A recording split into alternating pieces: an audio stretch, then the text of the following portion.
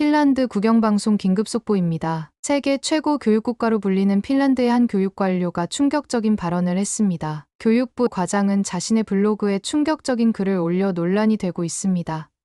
한국 교육을 직접 체험한 후 진짜 교육을 받다며 자국 학생들을 한국으로 보내고 싶다고 밝혀 큰 논란이 되고 있는데요. 그가 올린 블로그 글 모든 아이들을 한국으로 보내야 해요는 하루 만에 100만 조회수를 돌파했습니다. 안녕하세요.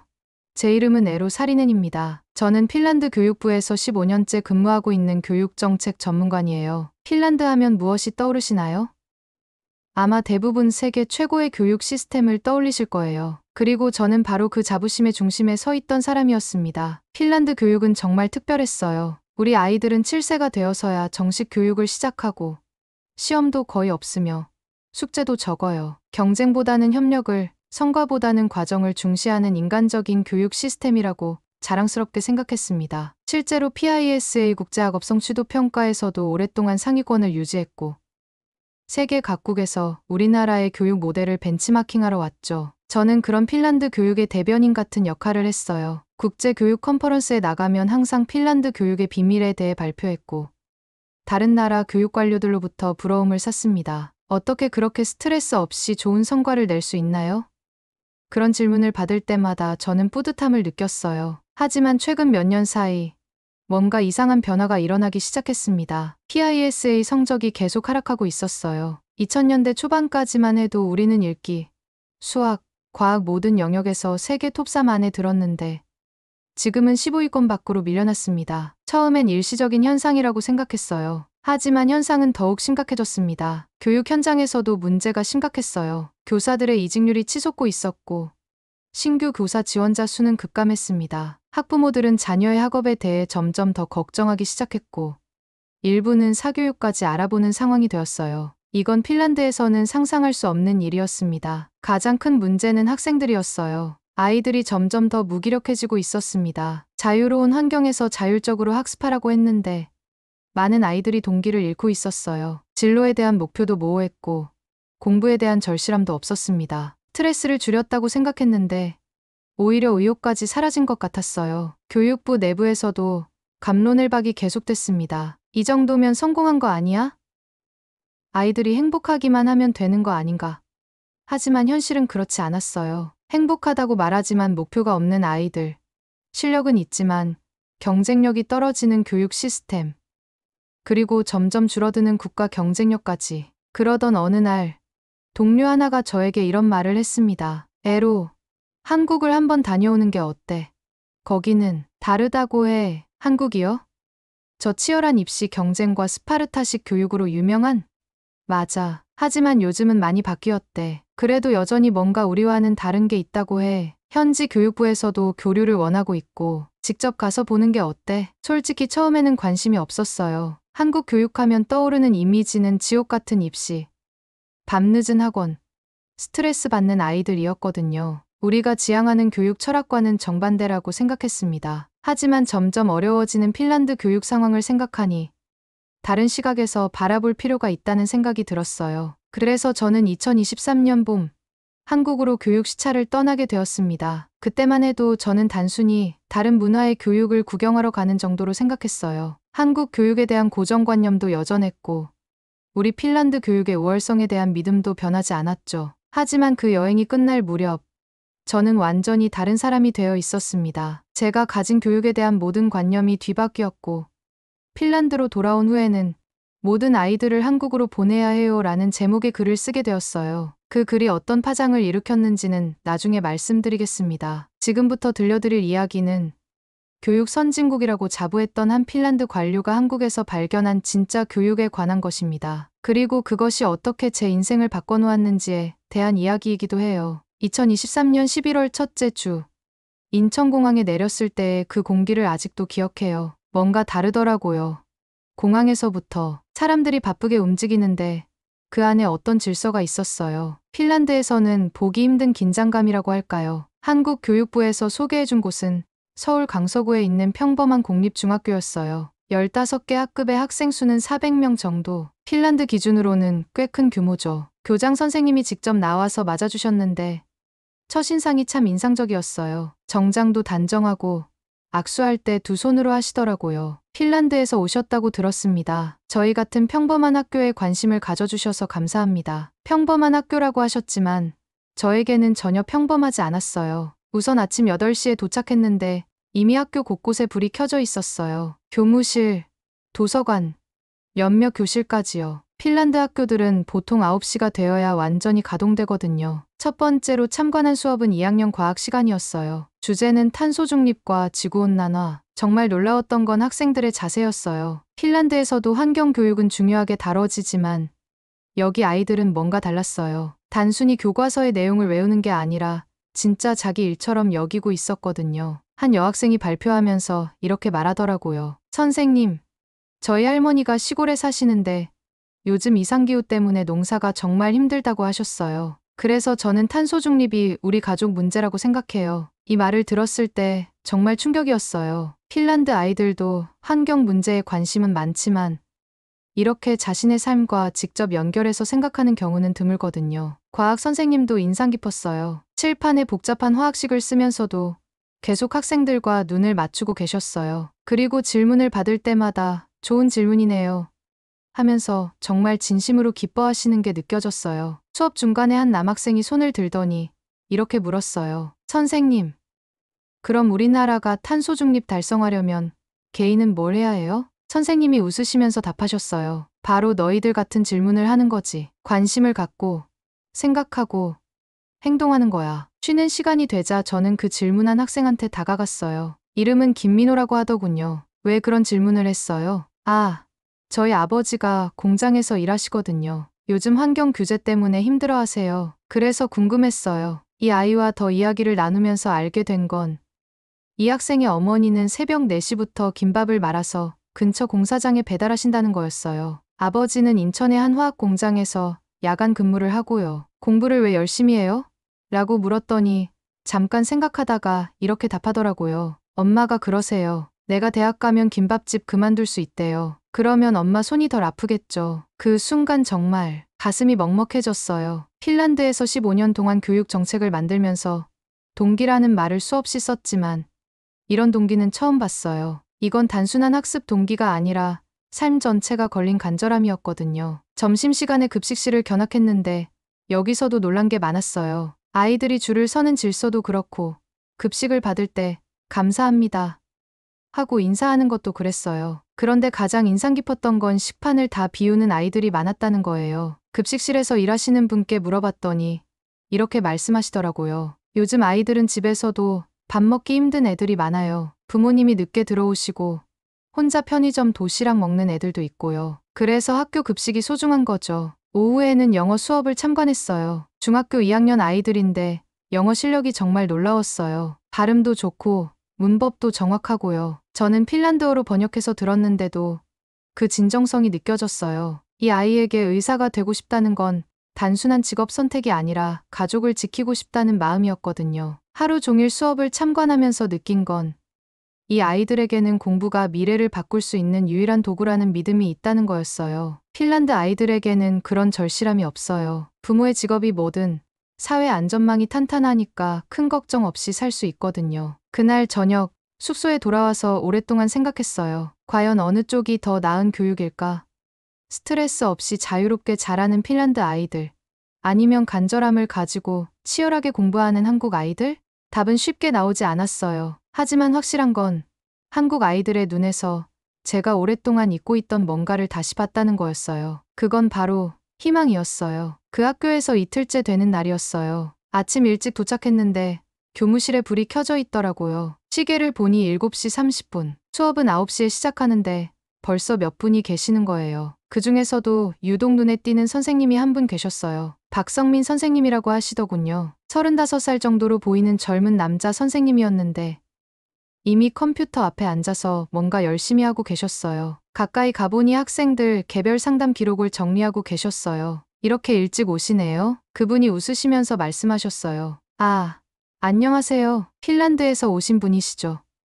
저는 아침에 머리가 맑을 때 아이들 일을 정리하는 게 습관이에요. 정말 놀라웠던 건 그분의 책상 위에 있던 파일들이었어요. 각 학생별로 두툼한 상담 기록이 있었거든요. 시험 성적은 물론이고 가정환경, 성격, 고민거리, 꿈까지 다 적혀 있었어요. 학생이 몇 명이나 되세요? 제가 담임하는 아이들이 32명이고 수학을 가르치는 전체 학생은 120명 정도 돼요. 120명의 개별 기록을 다 작성하고 관리한다는 게 믿어지지 않았어요. 핀란드에서는 한 반에 20명 정도인데도 이런 식으로 관리하는 선생님은 본 적이 없거든요. 그날 오후 박 선생님 수업을 참관할 기회가 있었어요. 중학교 3학년 수학 시간이었는데 2차 함수를 다루고 있었어요. 그런데 수업 방식이 독특했어요. 단순히 공식을 설명하는 게 아니라 일상생활의 예를 들어가면서 설명하시더라고요. 농구를 할 때 슛을 쏘면 공이 어떤 모양으로 날아가지? 아이들이 대답했어요. 포물선이요. 맞아. 그게 바로 2차 함수의 그래프야. 우리가 배우는 건 그냥 숫자가 아니라 실제 세상의 모습이야. 수업을 들으면서 느낀 건데 이 선생님은 정말 아이들 하나하나를 다 보고 계시더라고요. 어떤 학생이 이해 못하고 있으면 바로 알아채시고 다른 방식으로 설명해 주시고요. 한 학생이 어려워하자 이렇게 말씀하셨어요. 민수야, 어제 내가 말한 건축가 꿈 기억나지?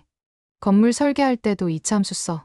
다리 만들 때도 쓰고 내 꿈과 연결된 거야. 그 학생의 얼굴이 확 밝아지더라고요. 갑자기 이해가 되는 듯한 표정으로 바뀌었어요. 방과 후에는 더 놀라운 광경을 봤어요. 6시가 넘었는데도 박 선생님은 여전히 교실에 계셨어요. 그리고 학생 서너시 와서 개별 지도를 받고 있었어요. 선생님, 이 문제를 아무리 해도 모르겠어요. 괜찮아. 천천히 다시 해보자. 너는 분명히 할 수 있어. 저는 옆에서 조용히 지켜봤는데 정말 인내심이 대단하시더라고요. 같은 문제를 5번도 넘게 설명해 주시는 거예요. 그런데 한 번도 짜증내지 않으시고 오히려 아이가 이해할 때까지 계속 다른 방법을 시도하셨어요. 그 중에서도 특히 기억에 남는 학생이 있었어요. 최서연이라는 여학생이었는데 수학을 정말 어려워했어요. 그런데 박 선생님이 하시는 말이 참 감동적이었어요. 서연아, 너는 수학이 어렵다고 생각하지만 나는 내가 얼마나 열심히 하는지 알고 있어. 성적은 지금 당장 안 오를 수도 있지만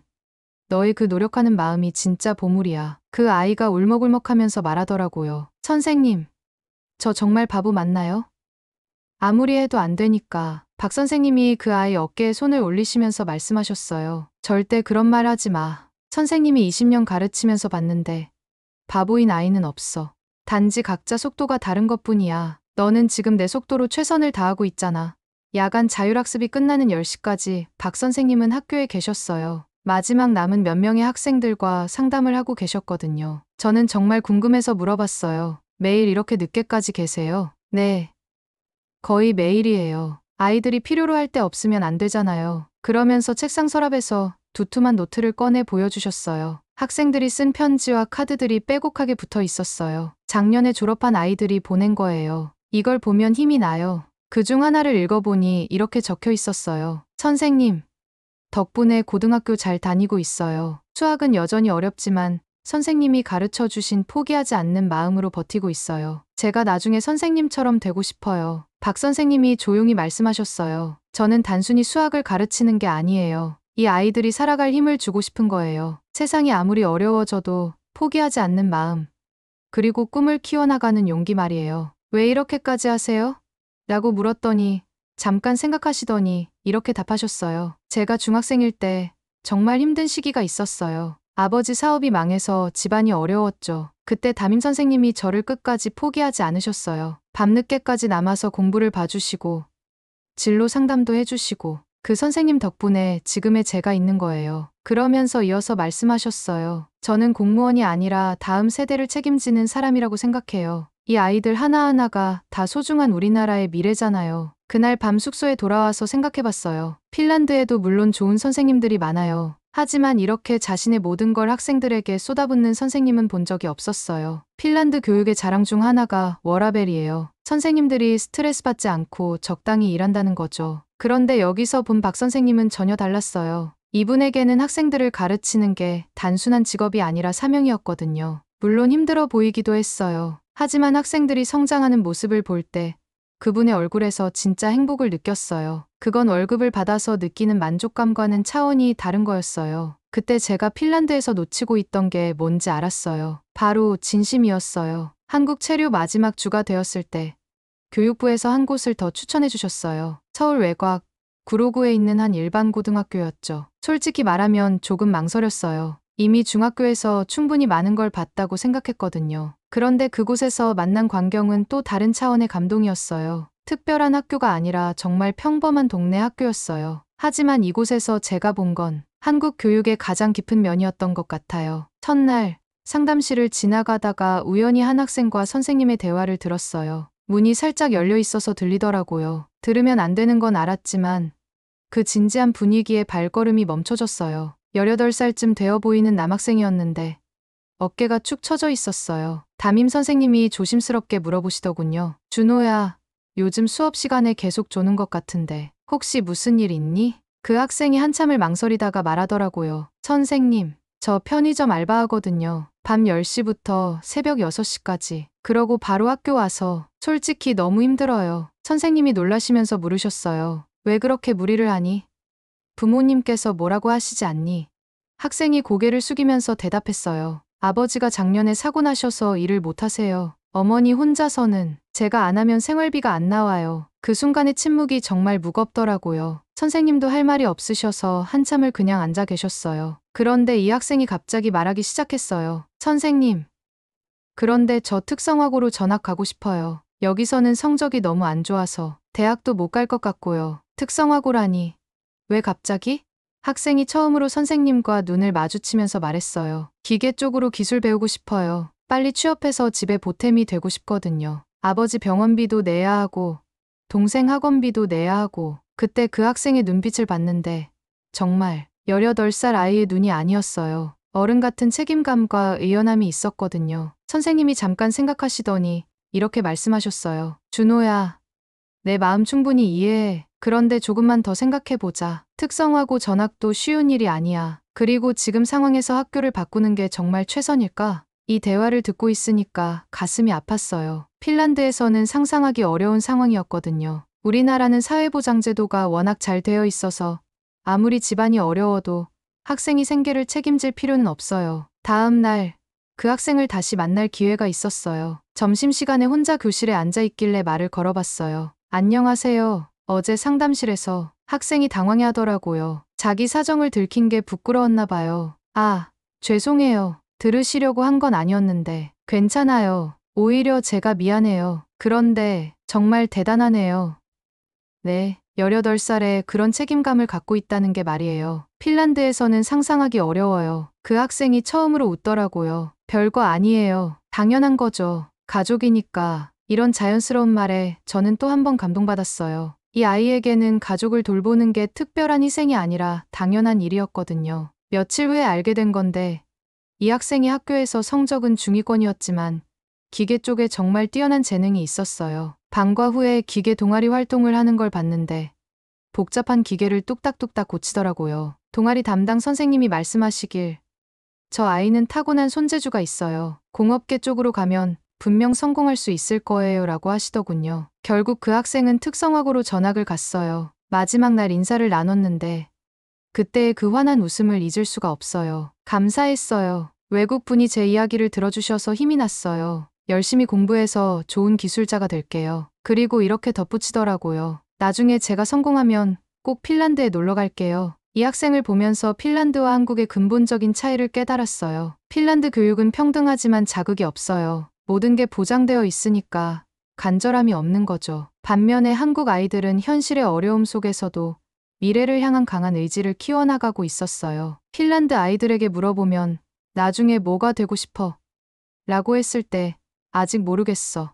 천천히 생각해볼게라는 대답이 많아요. 그게 나쁜 건 아니지만 어떤 절박함은 없어요. 하지만 여기 한국 아이들은 달랐어요. 물론 현실적인 어려움 때문에 힘들어하는 면도 있었지만 그 안에서 피어나는 강인함과 의지력은 정말 대단했어요. 마지막 날 저녁, 그 고등학교 교장 선생님과 면담을 했어요. 60대 초반에 자상하신 분이었는데 오랫동안 교직에 계신 베테랑이셨어요. 핀란드 교육을 보고 오신 분이 우리 학교를 어떻게 보셨는지 궁금합니다. 정말 솔직하게 말씀드렸어요. 처음에는 한국 교육이 너무 경쟁적이고 스트레스가 많다고 생각했어요. 하지만 지금은 다르게 보여요. 어떤 면에서요? 핀란드는 평등을 만들어냈지만 대신 잃은 게 있어요. 바로 열정이에요. 한국 아이들을 보니 그 열정이 살아있더라고요. 교장 선생님이 미소를 지으시면서 말씀하셨어요. 우리 교육도 문제가 많아요. 과도한 경쟁, 사교육 의존, 입시 위주. 하지만 그 속에서도 꿋꿋하게 자라나는 아이들을 보면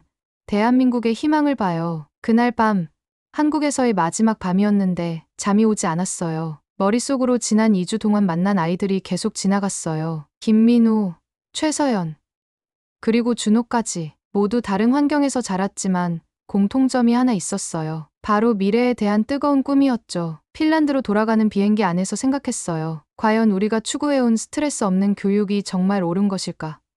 적당한 자극과 도전이 없다면 아이들이 정말 성장할 수 있을까? 한국에서 본 건 단순한 경쟁이 아니었어요. 삶에 대한 진지한 고민과 가족에 대한 책임감, 그리고 더 나은 미래를 향한 뜨거운 열망이었어요. 그게 바로 제가 핀란드에서 놓치고 있었던 뜨거운 무언가였던 것 같아요. 그렇게 시작된 제 이야기가 이제는 시간이 지났죠. 핀란드와 한국의 교육 교류는 계속 활발해지고 있고 저는 여전히 그때의 감동을 잊지 못하고 있습니다. 한국에서 배운 건 단순히 교육 방법이 아니었어요. 바로 왜 배우는가에 대한 답이었죠. 핀란드 아이들에게도 그런 간절함과 목표의식을 심어줄 수 있다면 우리 교육이 진짜 완성될 것 같아요. 지금도 가끔 한국 친구들과 연락하면서 그때 만났던 학생들 소식을 들어요. 김민호는 서울대 공학과에 진학했다고 하더라고요. 어머니가 정말 김밥집을 그만두셨다면서요. 준호는 특성화고를 우수한 성적으로 졸업하고 대기업에 취업했다고 해요. 무엇보다 박 선생님은 여전히 그 자리에서 아이들을 가르치고 계시고요. 교육은 시스템이 아니라 사람이 만드는 거라는 걸 한국에서 배웠어요. 그리고 그 사람들이 진심을 다할 때 비로소 진짜 교육이 된다는 것도요.